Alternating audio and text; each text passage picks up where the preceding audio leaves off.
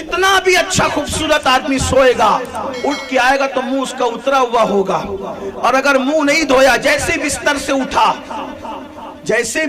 उठा सोकर, तो उसके बाल भी बिखरे होंगे, और बड़े बाल हो तो ज्यादा बिखरे होंगे।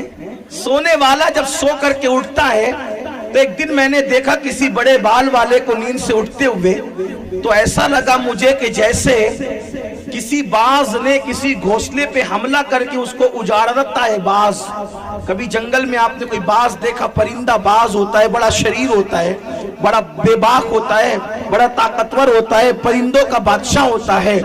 तो वो जब किसी के घोंसले पे, किसी परिंदे के घोंसले पे हमला करता है, तो उसको ऐसे उजाड़ देता है कि देखने वाली उसकी हैसियत नहीं रहती।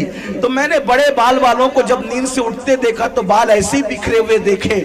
ऐसा लगा जैसे किसी बाज ने किसी चिड़िया के, किसी परिंदे के घोंसले पे हमला कर दिया। यही कैफियत होती है ना, यही हालत होती है। मगर एक बात आपको बताऊं, जब मेरे नबी नींद से उठते थे, तो सहाबा कहते हैं, हदीस पाक में भी आया है, नबी की अम्मी भी फरमाती है, हलीमा सादिया भी फरमाती है, उम्मुल मोमिनीन सैयदा आयशा भी फरमाती है कि जब नबी नींद से उठते थे, तो नींद का असर हुजूर के चेहरे पे कभी नजर नहीं आता था, बल्कि जब नींद से उठते थे तो ऐसा लगता था जैसे किसी ने आपके सर में तेल लगा दिया हो और आपके सर में कंघी कर दी हो। यानी जब नींद से उठते थे तो नींद की वजह से आपके बाल कभी बिखरते नहीं थे।